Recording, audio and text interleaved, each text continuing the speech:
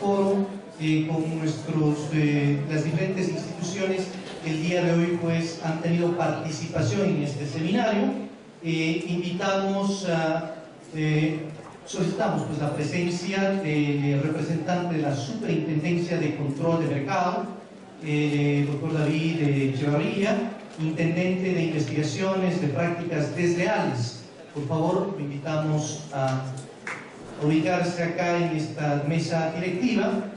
Invitamos también al doctor Javier Bence, catedrático de la Universidad Santiago de Compostela de España. Invitamos también al señor doctor Edgar Zárate,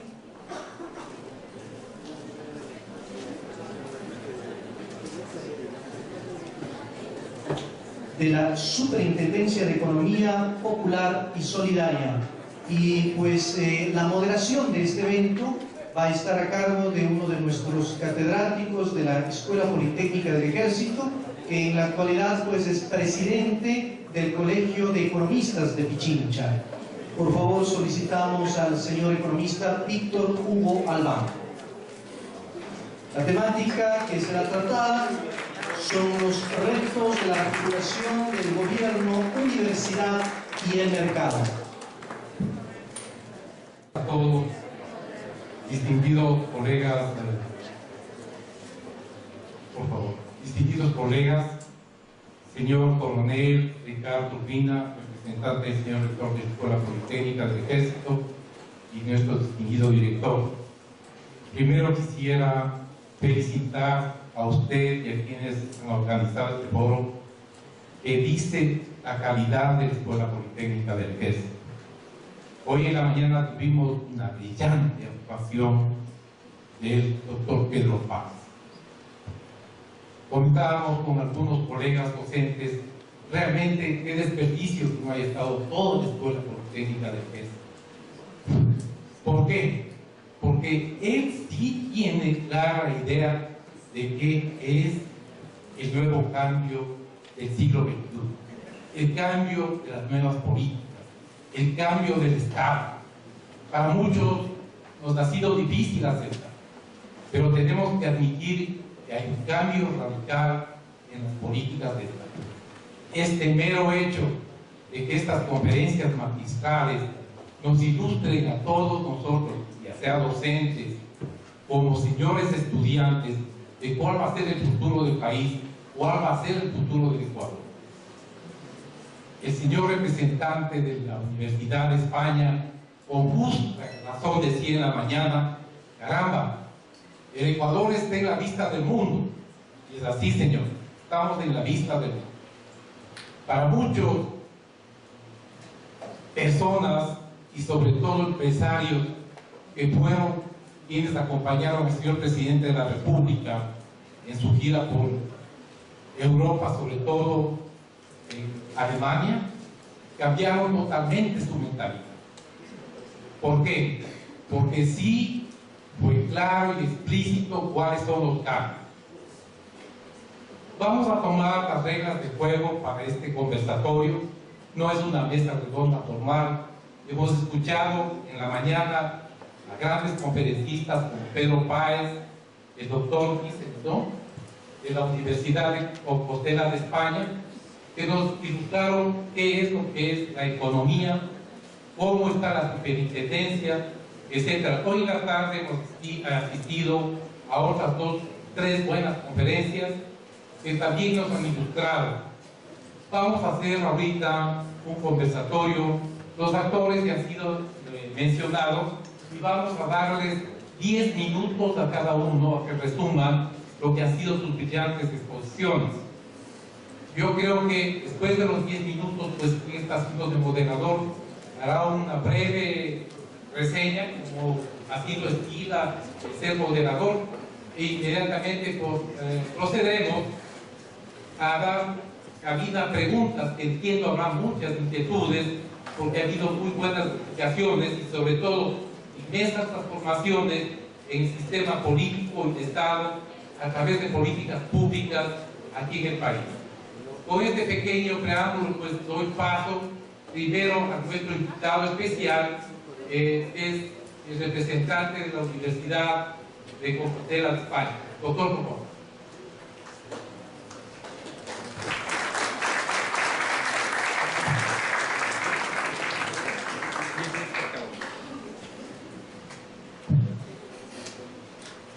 Bueno, buenas tardes a todas y a todos de nuevo. Antes de nada, quiero decirles que las exposiciones que hemos escuchado a lo largo del día, en particular estas exposiciones de la tarde, creo que son un gran complemento al debate que tuvimos a lo largo de la mañana. En cuanto al mensaje que desde mi punto de vista quisiera dejarles a ustedes sobre las políticas estratégicas de innovación, es que efectivamente un país necesita tener un horizonte de largo plazo, y plantearse un horizonte de largo plazo es algo que va a contracorriente a la lógica del mercado. El mercado es fundamentalmente de ajustes instantáneos, de ajustes momentáneos, y plantearse un futuro para un país implica tener una estrategia. Tener una estrategia implica que hay una institucionalidad, hay un cerebro colectivo que se plantea ese horizonte estratégico para el país. Por lo tanto, el papel del gobierno, el papel de las instituciones públicas de un país son fundamentales para que un país pueda tener una senda mínimamente planeada a largo plazo para diseñar su futuro y para desarrollar su economía. La experiencia del neoliberalismo a lo largo de las últimas décadas es una prueba fehaciente de que los países que se entregan sin restricciones al libre mercado acaban sucumbiendo precisamente a la lógica de ese capital que acaba siendo fundamentalmente especulativo y que se lleva por delante la economía productiva, que necesita un sistema institucional más o menos estable en el cual desarrollar su actividad económica y tomar decisiones que son siempre decisiones de largo plazo para que puedan ser realmente viables. Y entonces la experiencia del liberalismo demuestra que efectivamente los países que han sucumbido a ese modelo de forma incondicional han perdido gran parte de su sistema productivo. Y al perder gran parte de su sistema productivo han perdido también en general sus conquistas históricas, sociales y civilizatorias, y lo que en una determinada terminología económica llamamos el estado del bienestar, o las instituciones que garantizan el bienestar colectivo y las inversiones colectivas necesarias para el desarrollo de la sociedad, las inversiones en educación, las inversiones en sanidad, las infraestructuras. Todo eso se resiente desde el momento en que la economía productiva se desmorona. Entonces, es muy importante que atribuyamos al gobierno y a las instituciones que conforman, digamos, todo el aparato de Estado, una función muy importante en la dirección estratégica de la sociedad y de la economía. Y solo en ese marco tiene sentido hablar de innovación, porque la innovación, como insistía por la mañana, es algo que ocurre en la economía productiva.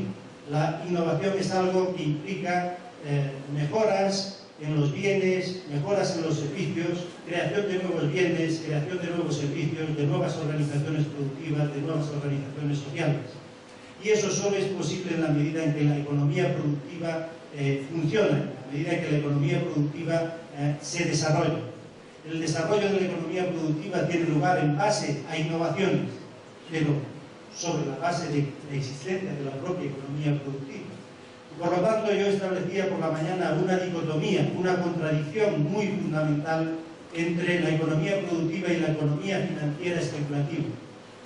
Y por lo tanto, decía que solo tenía sentido una política estratégica de innovación cuando nos movemos dentro de un marco socioeconómico, dentro de un modelo socioeconómico que esté poniendo a la economía productiva en el centro de la organización económica.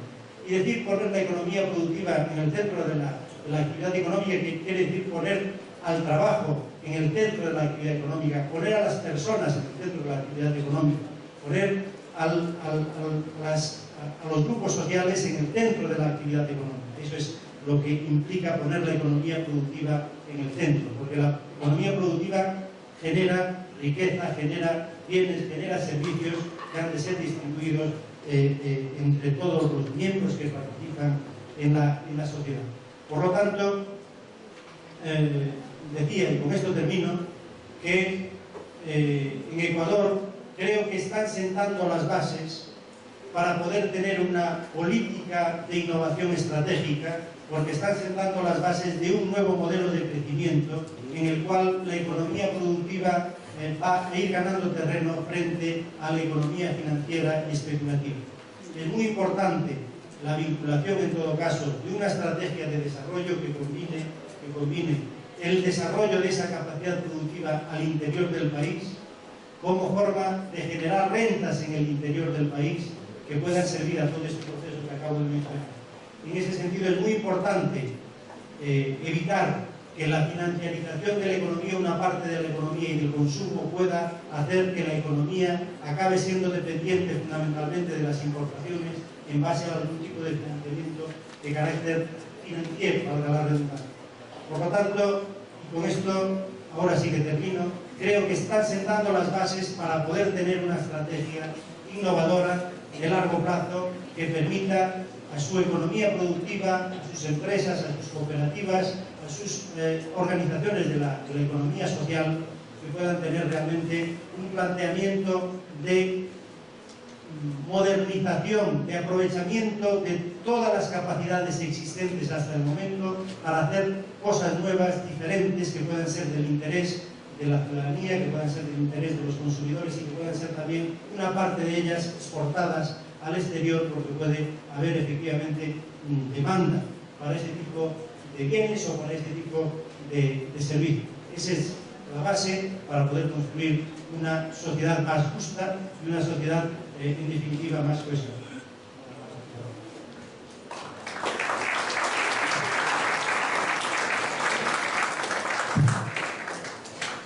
Le agradecemos al doctor Javier Quince.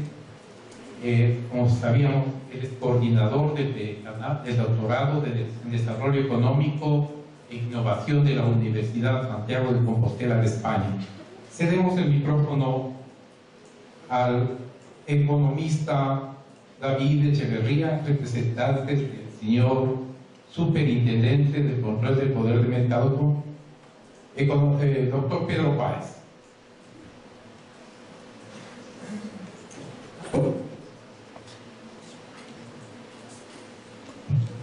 Bueno, buenas tardes. Antes de empezar, quisiera agradecer nuevamente en nombre del doctor Pedro Páez, gerente de Control del Poder de Mercado, en nombre de todos quienes formamos parte de la Superintendencia de Control del Poder de Mercado, por el esfuerzo que representa la organización de esta clase de eventos, agradecer a la Escuela Politécnica del Ejército, agradecer a la Presidencia, por supuesto, a la Superintendencia de Economía Popular y Solidaria, al Instituto de Economía Popular y Solidaria, a la Universidad Santiago de Compostela por la presencia del catedrático que nos acompaña, y fundamentalmente felicitarles a ustedes por dedicarle un poco de tiempo a conocer cuáles son estas nuevas estructuras que se están gestando en la economía de nuestro país. Quizá el doctor Páez ya lo haya referido en la mañana, pero me gusta mucho recapitular sobre un concepto.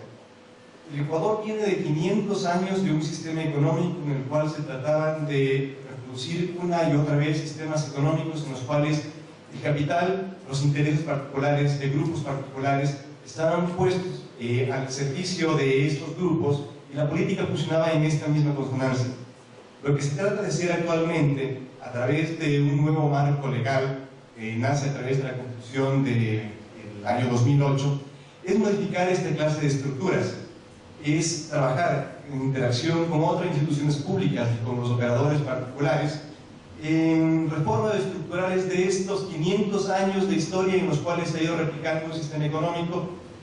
¿Con qué finalidad? Con la finalidad de que el capital, de que el dinero, de que las estructuras económicas no estén al servicio, no funcionen al servicio de estos intereses particulares, sino que, si bien se reconoce desde toda óptica, derecho al emprendimiento, el derecho a la libertad para poder generar actividades económicas, este capital, esta estructura económica, trabaja en función de las personas, en función de la sociedad, del ser humano. En otras palabras, que el ser humano no sea esclavo del capital, sino que por el contrario, este produzca para el beneficio de todos nosotros.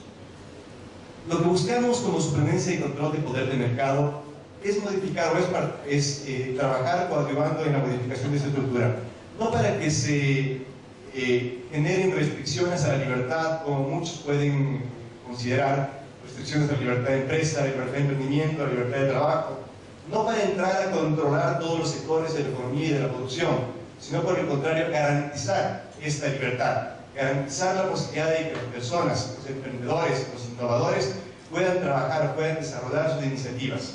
¿Cómo? Pues sencillamente a través de cuidar que no existan prácticas anticompetitivas, estructuras de abuso de poder de mercado, que lo que van a hacer de una u otra forma es restringir lo que un empresario trata de hacer. Me explico. Hace unas pocas semanas estuvimos aquí mismo en la Escuela Politécnica del Ejército en un conversatorio sobre la innovación, sobre las nuevas oportunidades y desarrollo tecnológico. Y hablábamos de insignes emprendedores, innovadores en la tecnología, como por ejemplo Tomás Alva Edison, como por ejemplo el señor Bill Gates. Y si bien esto se recalcaba, es algo que hay que aplaudir. Es paradigmático, y poníamos como ejemplo al mismo tiempo que si bien estas personas son loables, o las bolsas de estas personas son loables, también estas personas generaron ciertas barreras al comercio, ciertas barreras a la innovación y el desarrollo. ¿Cómo? A través de prácticas anticompetitivas y prácticas desleales. En otras palabras, abusando del poder que estas personas habían generado a través de sus innovaciones, a través de sus invenciones, lo que hacían es mal utilizar figuras legales y este poder económico que tenían para impedir que otros innovadores, para impedir que otras personas, que otros empresarios, que otros operadores económicos puedan también entrar a innovar, a producir, a aportar a la sociedad nuevos inventos y a competir. Se eliminaba de esta forma y lo que se generaba son monopolios, oligopolios, en otras palabras, estructuras de poder de mercado que lo que permitían ese enriquecimiento de ciertas personas en desmedro de los consumidores, quienes realmente no podían escoger entre los productos. Tenían necesariamente que consumir los productos del señor Bill Gates a través de Microsoft o a través de las bombillas eléctricas del señor Tomás Alva Edison. Esta clase de prácticas es lo que la superintendencia trata de hacer, es lo que la superintendencia trata de evitar. Modificar el comportamiento, modificar la estructura mental de las personas para que éstas entiendan que lo que pueden hacer es todo aquello que no vaya en desmedro de la competencia. ¿Cómo lo hacemos? Pues básicamente a través de un control de concentraciones. En otras palabras, cuando los operadores económicos se tratan de fusionar, de integrar, de concentrar, lo que hacemos es hacer un análisis para estudiar los riesgos que se pueden generar en el mercado. Luego de esto, si existen riesgos, nosotros sencillamente los aprobamos o los modificamos o los negamos. Por otra parte, lo que hacemos son esta clase de eventos, esta clase de encuentros. ¿Para qué? Para que ustedes, los consumidores, los usuarios, los operadores económicos, conocen cuáles son sus derechos, cuáles son las obligaciones, qué es lo que se puede hacer, qué es lo que no se puede hacer, cómo pueden coadyuvar con la superintendencia. Y finalmente, lo que hacemos también es investigar conductas que se pueden generar en el mercado. En otras palabras, ustedes conocen prácticas de abuso del poder de mercado. Por ejemplo, el hecho de que sea un solo operador económico y imponga los precios que quiera o les obligue a ustedes a consumir un producto siempre y cuando consuman otro producto. Las prácticas desleales, por ejemplo, la publicidad comparativa, la publicidad migratoria, la publicidad engañosa, esa clase de cosas, nosotros las aprendemos. Cuando ustedes conozcan esa clase de prácticas, acérquense a la superintendencia, que es nuestra función. Luchar contra estas estructuras, junto con la colaboración y participación de otras instituciones públicas, como por ejemplo la Superintendencia de Economía Popular y Solidaria, pero por sobre todo con la colaboración de ustedes. Y ustedes, que son los principales actores del mercado, que están día a día al capricho y son víctimas posiblemente de estas estructuras de mercado, de estos comportamientos anticompetitivos y desleales, no nos colaboran, no se acercan entre nosotros, no se empoderan de sus derechos. Entonces es muy difícil que la Superintendencia de Control de Poder del Mercado pueda acceder a todos y cada uno de los mercados, conocer todos los problemas. En otras palabras, la invitación para trabajar juntos, no solamente con instituciones públicas, sino con todos y cada uno de ustedes en el ejercicio de sus derechos. Muchísimas gracias.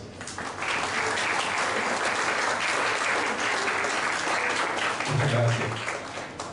En el mismo su orden de presentaciones, pues le cedemos la palabra al doctor Edgar Zárate.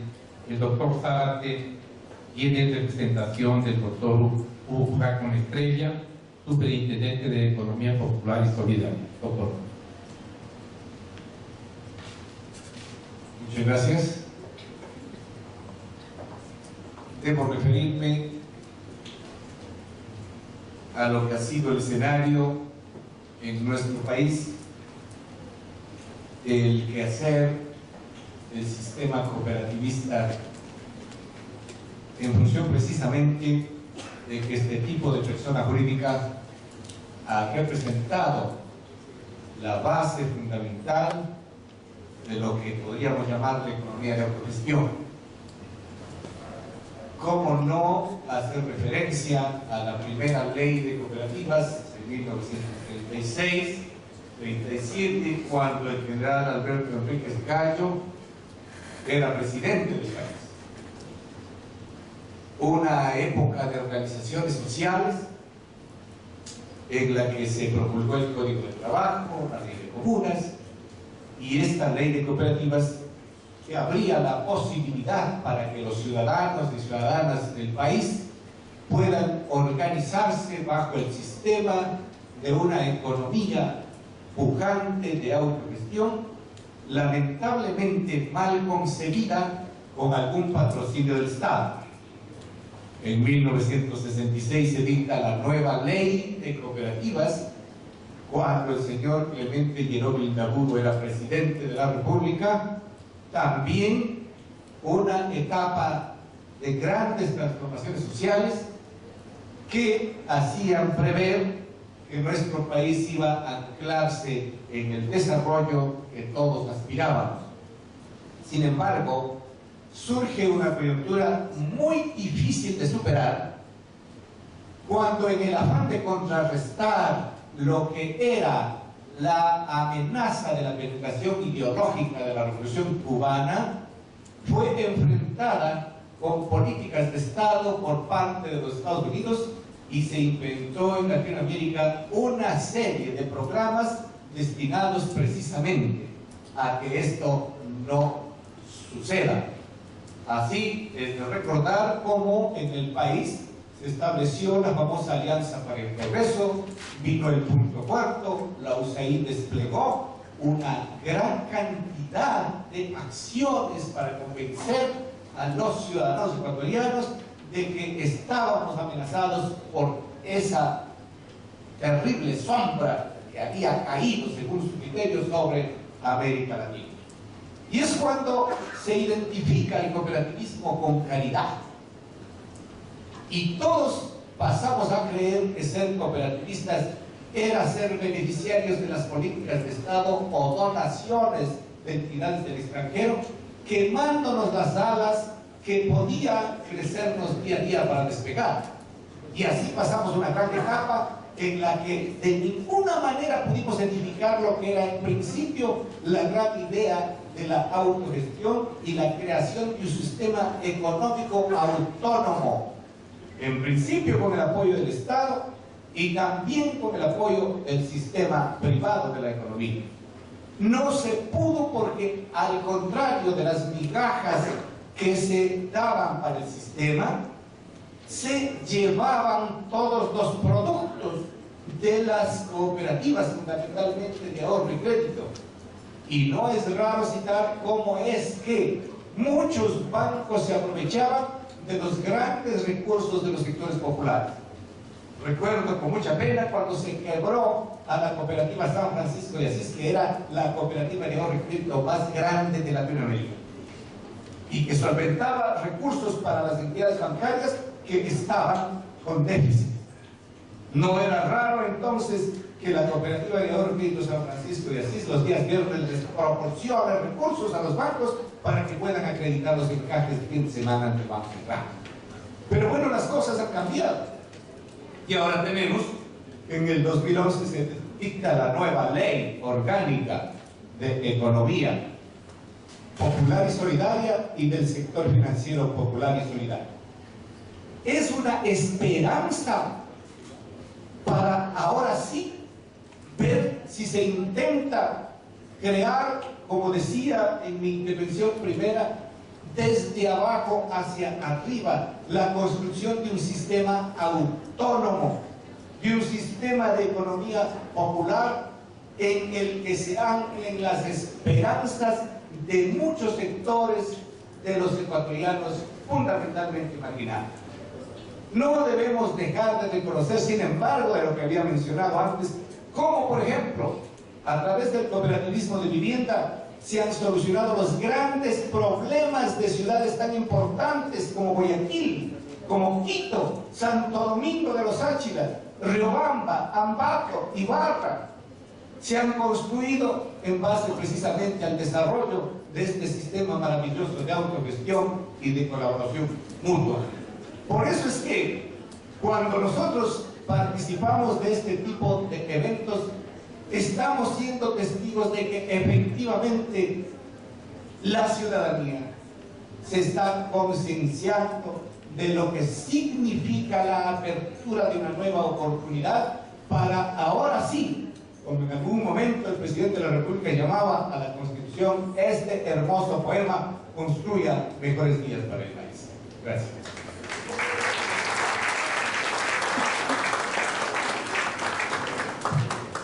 Cedemos inmediatamente la palabra a la ingeniera Reis Heredia del Instituto de Economía Popular y Solidaria. El difícil reto de complementarlos. Creo que es importante situar que como país nos encontramos al mismo tiempo en un gran reto, un desafío y una realidad. Es la transformación del cambio de la matriz institucional de nuestro país, de la matriz institucional económica, social y política, que nos ha llevado a apostar por un nuevo régimen de desarrollo. Ese régimen de desarrollo no repetitivo de muchísimos años que buscó generarnos los altos índices de desempleo que teníamos, de pobreza y de hiperinflación, y buscar generarnos un nuevo paradigma o una nueva apuesta de desarrollo que buscamos que se traduzca en ese buen vivir de cada uno de los pobladores del país. Y esa apuesta de nuevo régimen de desarrollo nos implica buscar analizar cómo cambiamos ese régimen de acumulación. Y ese régimen de acumulación también tenía un reto, cómo se plantea una nueva economía institucionalizada, porque ya se desinstitucionalizó lo que era la economía. Se planteaba que la economía estaba separada de la sociedad. Y por eso el sistema económico del Ecuador busca ser social y solidario, reconocer al humano como sujeto fundamental de la económica y plantear que no solamente el mercado es el que nos rige todos los principios de la economía. Es una institución importante, pero no es la única. Y se plantea reivindicar la planificación, la autarquía y otros principios económicos que se conjugan con el mercado, pero la economía ya no actúa para el mercado, sino para los sujetos o los actores que son cada uno de nosotros, cada una de nuestras familias. Y hablar de economía popular y solidaria es entender a esa nueva economía que buscamos construir con un régimen de acumulación distinto. La economía popular y solidaria es ese nuevo subsistema que está interactuando en forma permanente con esa economía pública y con esa economía privada en cada uno de los territorios. En cada una de las ciudades, en cada uno de los circuitos, en cada uno de los distritos, tenemos esta mixtura de formas de organización. Y la innovación en el sentido económico es que hay unas nuevas prácticas de esa economía real o esa economía productiva de hacer economía. Ya no solamente de unas organizaciones representativas que eran las microempresas o las grandes empresas y las pequeñas empresas, sino también de otras formas de innovación, de gestión de la economía, que no son solamente las cooperativas, que son también las asociaciones, que son también las comunidades, que han buscado con sus prácticas culturales, históricas, ancestrales, en buscar satisfacer sus necesidades con bienes útiles y buscando adicionalmente no solo pensar en ellos, sino también pensar en un colectivo, pensar en su territorio, pensar en la naturaleza. Y esa nueva relación de capital y trabajo es la que nos plantea este nuevo reto que es consolidar ese sistema económico, social y solidario y hegemonizar ese nuevo paradigma que tenemos, que es el régimen para alcanzar el buen vivir. Esa innovación, esas prácticas de estos actores de la economía popular y solidaria nos dicen que han autogestionado para comprar puntos, para producir puntos, para vender puntos, para producir y gestionar su hábitat puntos, y adicionalmente para ahorrar y además generarse crédito puntos. Entonces son innovaciones fundamentales de la economía productiva que nacen de los propios actores económicos que ahora se llaman, y que no solamente ahora, sino han venido haciendo eso ancestralmente. ¿Cuál es un cambio fundamental o las rupturas en el marco institucional? También es el reconocimiento por parte del Estado de estas formas de organización que ya estaban presentes, que fueron las movilizadoras de todos esos recursos y además las que han sostenido las economías de las múltiples crisis económicas que han venido desarrollándose, y adicionalmente del embate de la economía neoliberal o de las medidas de política neoliberales, son las que nos han sostenido estas importantes economías distintas e innovadoras, que también buscan plantear la heterogeneidad. No hay homogeneidad en las nuevas prácticas de gestión económica. Tenemos las cooperativas con sus prácticas y las reconocemos y las aplaudimos, pero también tenemos las asociaciones con sus prácticas, que también las reconocemos y las aplaudimos. Y tenemos las comunas y las comunidades que también tienen sus prácticas distintas. El reto fundamental es entender esas heterogeneidades y esas diversidades que hacen posible la riqueza de esta economía y también hacen posible que tengamos que tener mucha minuciosidad en generar políticas públicas distintas que busquen construirse con la gente. Creo que el gran desafío que tenemos es esa co-construcción de las políticas públicas, esa co-construcción de las normativas, esa co-construcción de los programas, proyectos y también de las metodologías. ¿Y por qué es un reto fundamental en economía popular y solidaria? Porque no queremos aplicar las herramientas normativas, metodologías que nos han dicho que no son las más adecuadas para un sector distinto de hacer economía. Entonces nos retan a sentarnos a construir con los actores y además aprender de sus formas de gestión, tanto positivas como las que se tienen que consolidar, para ir ampliándolas, pero también consolidándolas en sus propias lógicas. No queremos reproducir las políticas neoliberales de la homogenización de todo y tampoco de pensar que no hay historia en cada uno de los países, porque cada país tiene sus culturas y sus marcos políticos y económicos distintos. Entonces tenemos un reto fundamental desde el Instituto de Economía Popular y Solidaria, es de ir fortaleciendo estos actores que hacen nuevas prácticas económicas para que éstas se consoliden y también sean un motor dinamizador de esta consolidación del sistema económico, social y solidario. Como decía, este reto es una invitación no solamente del Estado, sino de estas organizaciones que movilizan estos recursos, de las universidades que son críticas y aportan, y de todos los actores que nos van a posibilitar construir y concretar este nuevo paradigma y esta nueva planificación que es esta estrategia de desarrollo para alcanzar el buen vivir de todas y todos los ecuatorianos.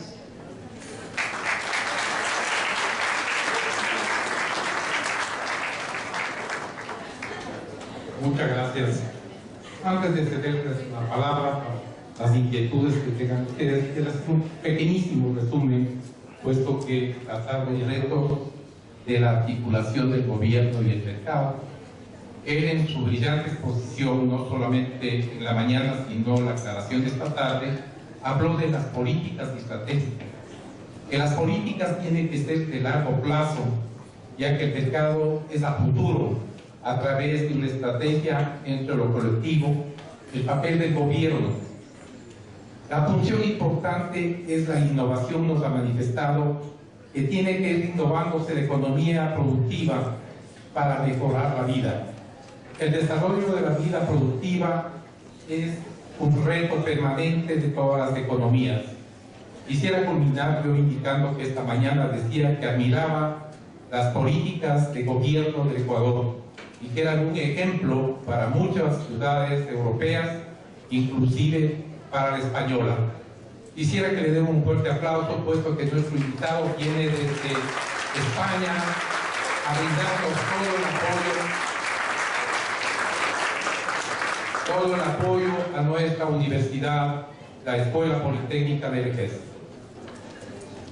Había hablado al iniciar del doctor Pedro Páez y realmente ha mandado su representante, el economista David Echeverría. Él nos ha recalcado sobre 500 años han pasado sobre las mismas políticas que ha tenido el país. Es decir, no ha habido reformas estructurales. La mayor ha sido la que en este gobierno se está dando, puesto que hemos heredado problemas culturales por la falta de reforma. Esta parte es difícil de entender. Hay que vivir mucho tiempo para saber que hemos tenido grandes problemas en el Ecuador por esta falta de reformas. Él había manifestado todo lo que significa el control de las empresas, los monopolios. Si nosotros hacemos un pequeño análisis, decía Pedro, en 5 manos están las empresas, todas las empresas del país. Hay una empresa que hizo 800 matrículas en la superintendencia por cada cosa, es decir, era el dueño del país, imagínense ustedes.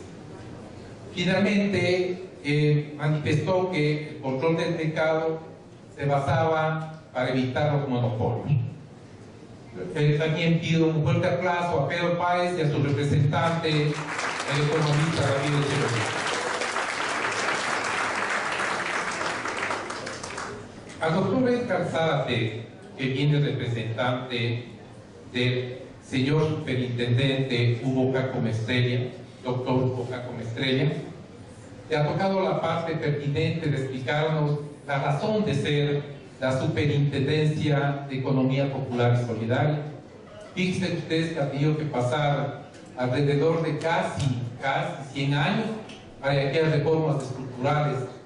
Nos manifestó cuándo fue la primera ley de cooperativas, qué es lo que se hizo, cuántas reformas han llegado, para que deje de ser un apéndice, entre comillas, de la superintendencia de bancos, y hoy se constituya realmente un puntal de la superintendencia de control de economía popular y solidaria, puesto que el sistema cooperativo nunca fue entendido en nuestro país.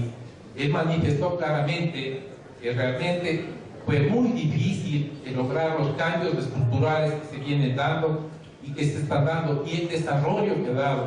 Hizo un análisis pormenorizado, inclusive mencionó a la cooperativa San Francisco de Asís, como bien lo dice, fue la cooperativa más grande del país que fue quebrada y que realmente era la que alimentaba al sistema financiero y bancario para los encajes. ¿Qué significaban los encajes, compañeros, para quienes hemos vivido todavía de la banca pública y privada? El recicla que tenían que poner los bancos para garantía del usuario del banco antes de que haya reformas a la ley. También pido un aplauso para el doctor, quien nos ha manifestado claramente el quehacer del cooperativismo. Finalmente, tenemos nosotros la intervención de la ingeniera Grace Llerena. Por suerte todos estuvieron presentes en la interesante y brillante conferencia que mantuvo en la tarde, que a pesar del calor que teníamos y todo, pues fue tan interesante que nos mantuvo despiertos a todos. Realmente ella ha dado pautas claras de qué es el Instituto de Economía Popular y Solidaria. ¿Qué significa la economía popular y solidaria? Es muy diferente a la superintendencia de economía popular y solidaria. ¿Qué rol está jugando? ¿Cuántos actores hay? ¿Cuál es su presencia acá? Fíjese que en la conferencia, esto no lo dijo al último, que hizo un resumen, 64% del empleo se le debe a la economía popular y solidaria. ¿Qué respaldos tiene? ¿Qué entendimiento tiene la economía popular y solidaria? ¿Qué trabajos en la producción? ¿Qué tiene que ver con la distribución, la circulación y el consumo? Finalmente, ella llamó a que entendamos y a que haya foros como este muy interesantes para que entendamos los ecuatorianos y a través de la academia, a través de los docentes, a través de los estudiantes universitarios, que son quienes deben en adelante afrontar los cambios radicales que se vienen dando por las nuevas políticas de Estado. Pido un fuerte aplauso para la ingeniera Grace Llerena.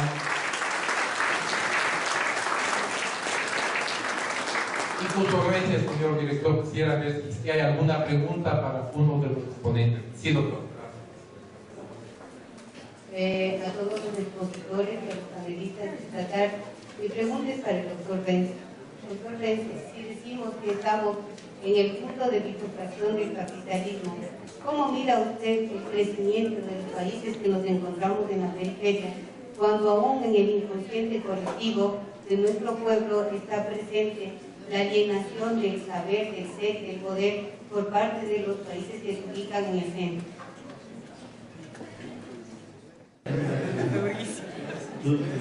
La verdad es que tengo la impresión de que en cuanto a los mecanismos de la economía mundial está habiendo un cambio importante en la geoeconomía.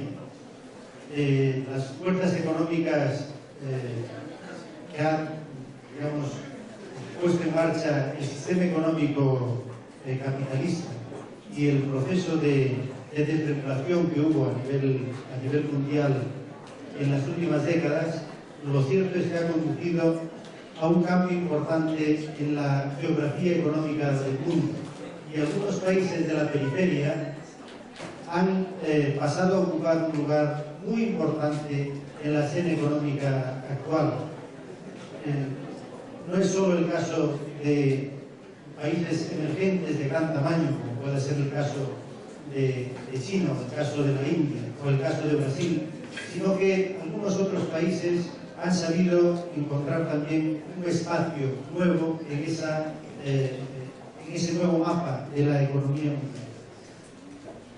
De todas formas, está claro que el sistema económico sigue estando en su matriz fundamental controlada por los países del centro, porque el modelo de globalización que se ha impuesto es un modelo de globalización que está pilotado por el capital financiero, por el sistema financiero, y las reglas de juego se imponen desde ahí con el apoyo de ese poder estrictamente económico financiero y con el poder geoestratégico que da la potencia militar del imperio y de sus digamos, socios en Europa y en otras partes del mundo.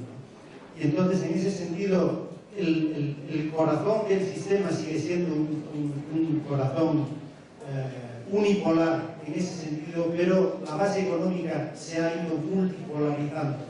Y desde el punto de vista, digamos, cultural, desde el punto de vista de la conciencia popular y colectiva, yo creo que se van difuminando de alguna forma las ideas de centro y de periferia. Yo creo que eso sí que ha sido un resultado positivo de la globalización tecnológica, no de la financiera, pero sí de la tecnológica y de la difusión de la información a lo largo y ancho del mundo en tiempo real, que creo que ha permitido un autorreconocimiento sobre unas bases diferentes de todos los pueblos del planeta. Yo creo que el proceso de empoderamiento de los países y de los pueblos de la periferia del sistema, yo creo que es un proceso en marcha y creo que es imparable. En ese sentido, yo creo que ahí hay un cambio también muy importante. La cuestión,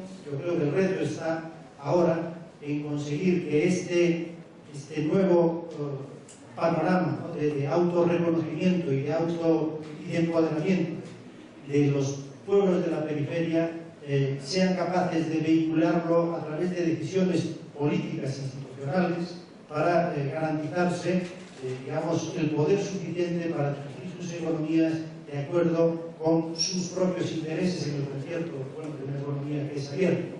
Pero yo creo que ese es el gran reto, ¿no? Por eso yo creo que la idea de soberanía que empieza a cundir en buena parte de los países de Latinoamérica y la idea de de una soberanía abierta, no una economía para encerrarse, sino una soberanía para dominar la economía, pero abriéndose al mundo, yo creo que es una idea de futuro. Y entonces, en ese sentido, yo creo que podemos ser relativamente optimistas dentro de, digamos, de las contradicciones de la situación y de la lucha que está habiendo entre los grandes poderes del norte y los poderes emergentes y el poder emergente de los pueblos en general del sur, ¿no? Pero yo soy relativamente optimista en ese proceso y yo creo que lo que está ocurriendo en Latinoamérica, no sé si ustedes son plenamente conscientes, pero yo creo que es un fenómeno de alcance mundial. El hecho de que Latinoamérica por fin pueda empezar a pensarse independientemente de los dictados del vecino del norte, independientemente de las presiones del vecino del norte, o en todo caso, a pesar de las presiones del vecino del norte, y que pueda empezar a andar por sus propios pies y con su propia cabeza, yo creo que es un fenómeno de una importancia global muy grande. Entonces, yo, en ese sentido, soy relativamente optimista con respecto a los cambios en que estamos en marcha en este momento.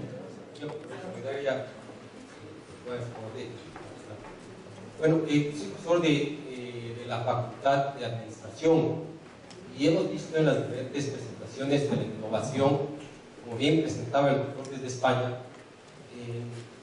debe ser vista como un sistema que conjuga políticas económicas del gobierno, el Estado, la cultura y las personas. Sin embargo, en algunas presentaciones nos han hecho sentir que la innovación es solo tecnología y solo generación de paper, generación de investigación. En este foro hubo uno o dos, y en algún caso anteriormente fue transparente el CENESID que nos hizo pensar de esa manera. Esta preocupación a mis estudiantes la hemos discutido, conversado, y hoy me felicito de tener acá a mis estudiantes cuando desde España nos hacen ver que es muy corta esta. Ya hablando de la economía popular y solidaria, quisiera también sintonizar con lo que dijo el doctor desde España. La economía popular y solidaria es un modelo que deriva del sector privado ciertos elementos para coadyuvar una política de productividad que creo que es importante, y más en un país dolarizado. Okay. Nosotros vamos en el mismo camino que España, con una moneda que no es propia, ¿cierto? Dependemos de qué tan productivos somos. Y de hecho no hemos sido productivos. Desde el precio del petróleo, efectivamente, la economía está sostenida en el precio del petróleo. El gobierno plantea una visión interesante, pero que todavía no ha tenido resultados. Absolutamente no ha tenido resultados. Sin embargo, en esta visión que es interesante, hay ciertas cosas, y ahí va la pregunta, que dejan mucha preocupación. Y antes de hacer la pregunta también, quisiera dos tips, por lo menos de mi forma de pensar. Si efectivamente las revoluciones anteriormente se hacía con fusil en brazo, hoy es efectivamente que la revolución tiene que hacerse con dogma. Pero también creo yo que cuando todavía no se ha aprobado, el dogma debe revisarse. Hoy decíamos que la economía popular y solidaria prevalece lo solidario. Es interesante. Pero lo solidario que termina en el socialismo y que avanza hasta el comunismo no ha dado respuesta a la naturaleza del ser humano. Hoy se decía en las presentaciones de la economía popular y solidaria que las cooperativas privilegian al ser humano y al trabajo. Sí, porque es democrático el capital, pero no ha desaparecido el capital, sigue siendo privado.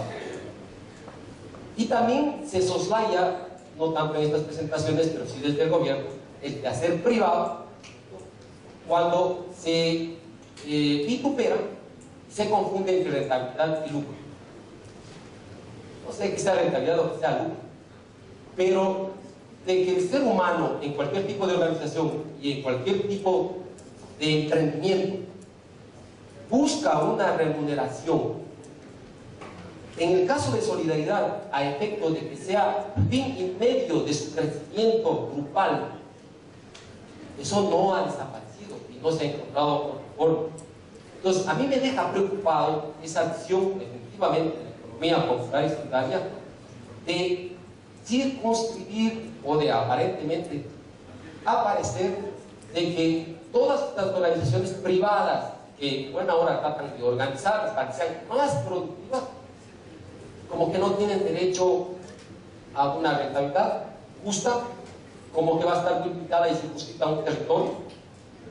Es el tema del sistema financiero. Cumple un papel preponderante. Hoy por hoy las cooperativas tienen, solo las reguladas, tienen el 11% de las captaciones. Si no me falla la memoria, el 10% de las colocaciones. Y distribuidas en el territorio nacional, si ustedes ven los movimientos de las captaciones del territorio de Quito y Chincha, ha apoyado el desarrollo y el crecimiento de sectores como el Oriente. De pronto ustedes van a circunscribir este quehacer. ¿Será adecuadamente revisado o ya revisaron coartar esta gestión, al menos de las cooperativas de intermediación financiera? Entonces, en definitiva, dos preguntas, ¿cierto? Esta parte de las cooperativas de intermediación financiera, si es que estarán en lo correcto en circunscribirles territorialmente. Uno. Dos, si es que dogmáticamente sigue o justifica seguir fustigando a quienes generamos conocimiento empresarial. Y tres, si es que ese conocimiento empresarial también tiene que sacarse de la cabeza la rentabilidad o tiene que pensar la racionalidad de la rentabilidad a favor del sustento o de la sustentabilidad de las entidades, cualesquiera que sean estas, siendo que sigue siendo privado.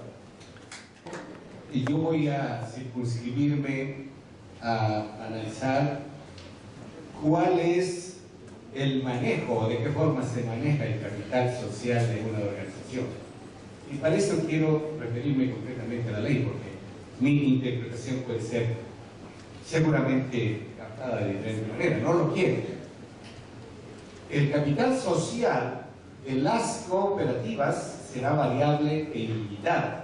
Estará constituido por las aportaciones pagadas por sus socios en numerario, bienes o trabajo, debidamente evaluados por el Consejo de Administración. Hay dos tipos, diríamos, de rentabilidad. Se habla de las utilidades. Para efectos de la presente ley, se definen como utilidades todos los ingresos obtenidos en operaciones con terceros, luego de reducidos los correspondientes costos, gastos y deducciones adicionales, conforme a lo dispuesto por esta ley. Y hay lo que es la esencia del manejo de la economía popular, solidaria, al interior de este tipo de organizaciones. Los excedentes son los valores sobrantes o remanentes obtenidos por las cooperativas en las actividades económicas realizadas con sus socios, una vez deducidos los correspondientes costos, gastos y deducciones adicionales, conforme lo dispuesto en esta ley. De lo leído se deduce claramente que existen dos tipos de operaciones de las entidades, unas con sus socios y otras con terceros. Cuando una organización de esta naturaleza tiene como actividad primigenia la integración de sus asociados y funcionan mediante el mecanismo que se llama cerrado, casi no se producen utilidades porque las operaciones son exclusivamente con sus asociados. Hablemos de la cooperativa de ahorro y crédito de la escuela de la ESA. Son docentes. Los aportes se los efectúa a través de descuentos del rol de pago. Cuando se efectúa una operación de crédito, los descuentos de las cuotas de amortización de la deuda se efectúan mediante el rol de pago. Entonces es un círculo que no permite que el capital ni las operaciones salgan de la organización. Pero hablemos de la cooperativa 29 de octubre. Ya no es exclusivamente del personal militar, se ha abierto al público y todas las operaciones que se realicen con terceros generan utilidades. Las operaciones que se practican con sus socios generan excedentes. Entonces, sí me preocupaba el criterio de que no existía rentabilidad. Lo que sucede es que no existía un control adecuado para el manejo de la economía de este tipo de organizaciones, y la ley de cooperativas anterior, que ha sido reemplazada con la Ley Orgánica de Economía Popular y Solidaria, no tenía los mecanismos de control y de supervisión para que lo que he manifestado efectivamente se cumpla. Y se disimulaba muchas veces, se manejaba en ocasiones inadecuadamente y hasta dolosamente la contabilidad de las organizaciones para hacer aparecer que efectivamente no existía rentabilidad. Pero vayan a ver ustedes, y ahora tenemos un ejemplo clarísimo de lo que está pasando, cuáles eran los ingresos que tenían los gerentes de este tipo de organizaciones. ¿Cuántos gerentes de cooperativas de ahorro y crédito y de entidades relacionadas con el quehacer de la economía popular y solidaria perjudicaban a sus organizaciones, a sus socios, y hacían aparecer como que no existían utilidades, como que no existían excedentes? Y al final simple y llanamente se llamaba una asamblea general y se decía vamos a capitalizar los excedentes, cuando no existían excedentes, simple y llanamente en el afán de disfrazar una conducta incorrecta de parte de los administradores. Importante que conversar. Primero nos plantea que no despega la propuesta del Estado de la economía popular y solidaria. Entonces es importante tener claro que no es una propuesta del Estado la economía popular y solidaria. Es una forma de movilización económica de las propias unidades domésticas de las familias. La comuna no nace con el Estado reconoce la comuna. Las prácticas asociativas no nacen con el Estado reconoce esas prácticas y además son ancestrales. Entonces, las cooperativas no nacen por una ley, nacen por la organización y la decisión de organizarse de la gente. Y sí requieren de un marco institucional, un marco político, un marco social, efectivamente, pero no nacen con una apuesta desde el Estado. Entonces creo que esos temas son fundamentales para plantear las innovaciones de la economía productiva. La economía productiva plantea que la innovación es que la gente aprendió a hacer otras prácticas de hacer su propia economía y que no nacieron desde el Estado, que ya son históricas y que el Estado recién las reconoció en la Constitución. ¿Por qué? Porque ha sido una lucha histórica de esas propias organizaciones. Y esa lucha histórica decantó en que la Constitución reconozca esas otras prácticas que no solo eran instituciones públicas o empresas, y diga que esta economía que tenemos, que hemos tenido siempre y que tendremos, así el Estado no le reconozca, es una economía plural, donde hay mucha diversidad de hacer la economía y no solamente dos formas de organizaciones económicas. Y creo que eso es un tema fundamental para plantear que no es una apuesta del Estado y sobre todo plantear que esta economía que nosotros conocemos, los estudiantes de administración, los estudiantes de economía, nos plantean un reto de no solo ver con un solo lente a todo y que no son iguales todos, sino hay muchas diferencias y diferencias muy marcadas entre cada uno de los actores que cumplen roles importantes y que están en los territorios, porque no están abstraídos solamente a nivel nacional en la capital o están en algunas otras provincias grandes o cantones grandes o cabezas cantonales grandes.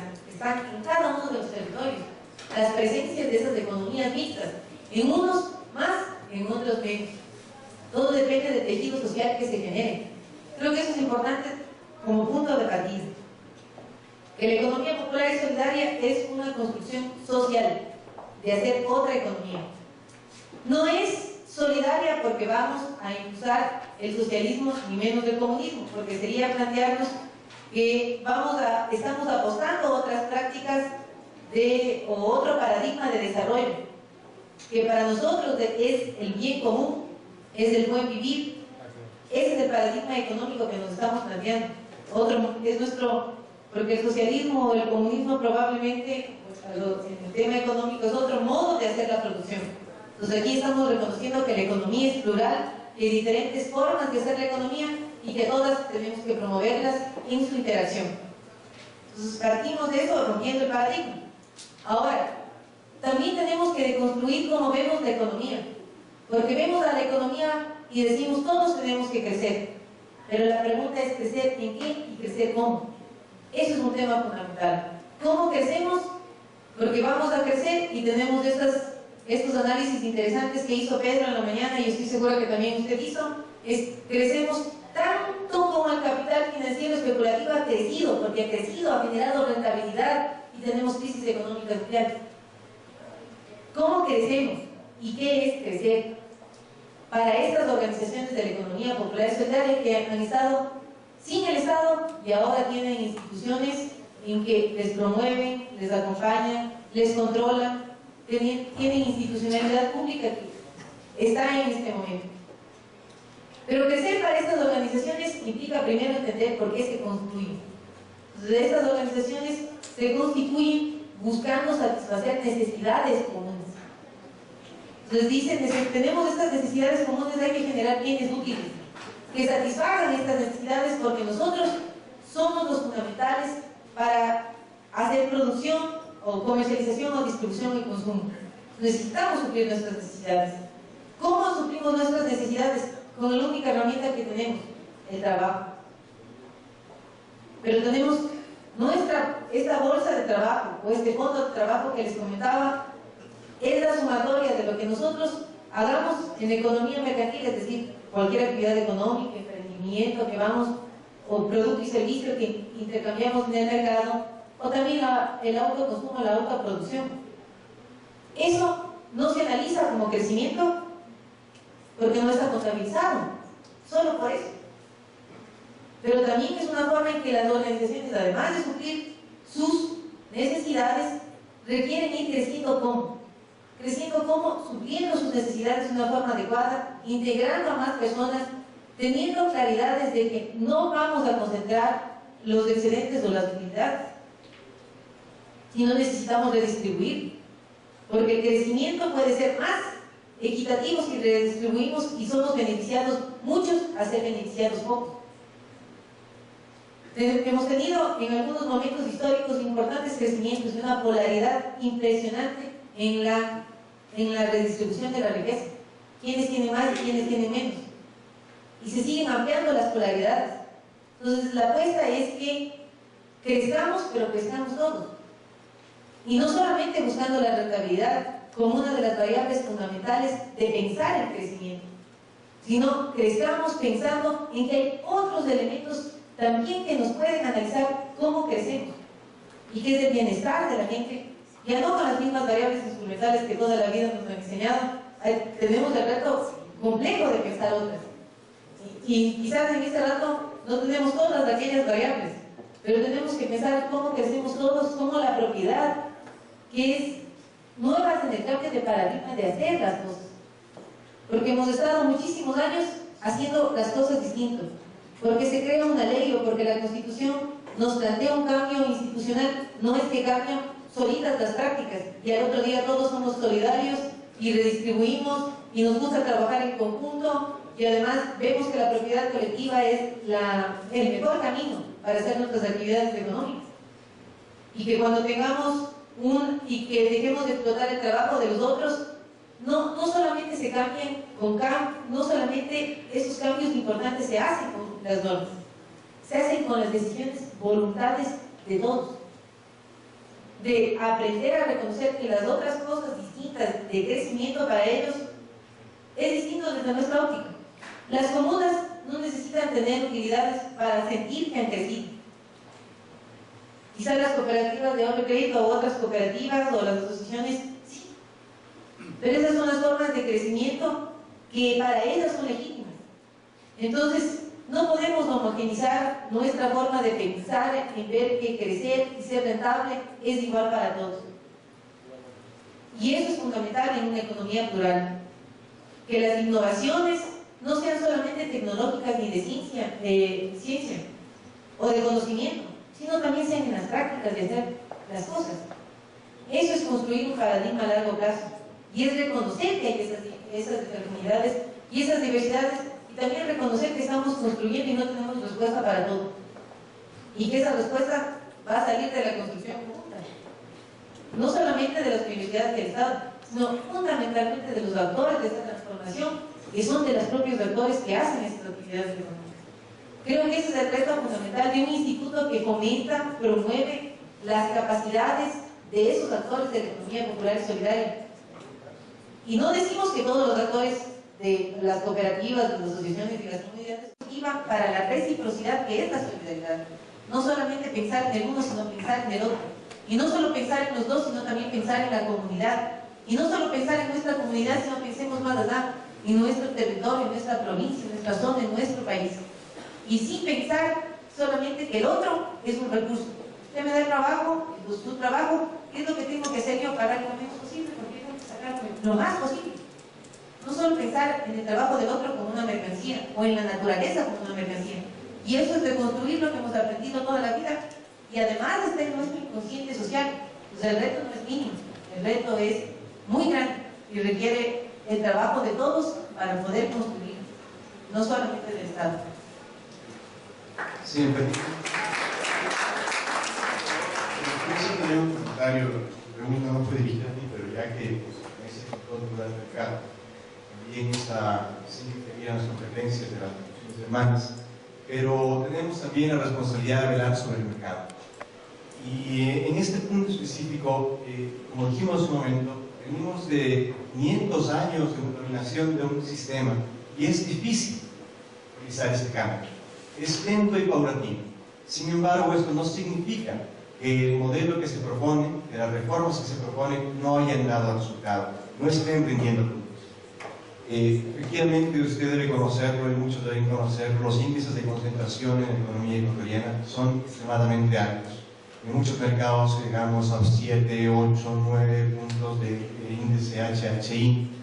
Y lo que tenemos ahora justamente es una economía en que, como decía el doctor Páez en la mañana, se encuentran en 2, 3, 4, 5 manos. Esta clase de herramientas de economía popular y solidaria, la posibilidad de que se derroten las cooperativas de ahorro y crédito, las comunas, brinda precisamente la posibilidad de que se genere esta apertura, de que la economía pase de estar de 5 manos a la colectividad, a la sociedad, que las personas puedan aprovechar el modelo económico y empoderarse de sus derechos. Y por otra parte, tienen también ya, y eso es un mérito del modelo económico y jurídico que se está planteando, herramientas como por ejemplo la Ley Orgánica de Regulación y Control de Poder de Mercado, en el cual, si bien las estructuras aún existen y deben irse cambiando poco a poco, esta clase de normas lo que genera son los instrumentos para que ustedes, como sociedad, como consumidores, como usuarios, como operadores económicos, como emprendedores e innovadores que se van a empezar a hacer, puedan justamente utilizar las herramientas para evitar que las estructuras de poder del mercado abusen de usted, le impidan realizar esta innovación, le impidan realizar este desarrollo. Usted hablaba de un sistema comunista, un sistema socialista atendiendo al comunismo. El Ecuador, a través de su constitución del año 2008, consagra, como ya se ha dicho en varias ocasiones de aquí, una economía social, solidaria y sostenible. No es una economía neoliberal, no es una economía ni siquiera de economía social de mercado, tampoco es una economía socialista ni comunista, es lo que es, una economía social, solidaria y sostenible. Y en el marco de la economía social, solidaria y sostenible, lo que se consagra es precisamente la posibilidad de que existan estas nuevas iniciativas a través de la comunidad, de las comunas, de las cooperativas de ahorro y crédito, pero también para que se pueda ejercer, hay un campo de acción para que la rentabilidad y el lucro al que usted se refería puedan existir. Lo que, por ejemplo, la Ley Orgánica de Regulación y Control del Poder del Mercado no es la rentabilidad, no es el lucro, ni siquiera es la existencia de un monopolio. Lo que se castiga, lo que se busca sancionar es el abuso del poder de mercado, es buscar que esta rentabilidad, que este lucro sea generado a costa del ser humano, a costa del comercio, a costa del mercado, a costa del funcionamiento de una economía saludable.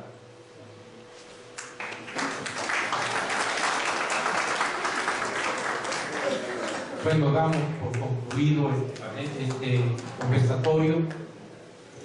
Antes de llegar la posta a mi compañero, quisiera agradecer al señor coronel, a todos los organizadores.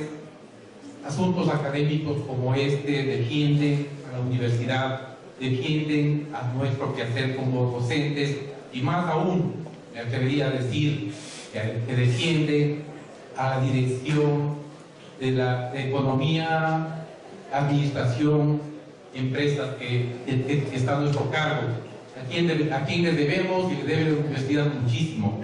Creo que debemos seguir cultivando estas cosas. Agradecemos a los panelistas y cedo la palabra a mi compañero. Muchísimas gracias, economista. Queremos dejar un presente a todos nuestros panelistas, un pequeño recuerdo institucional. Señor director del Departamento de Ciencias Económicas hará la respectiva entrega.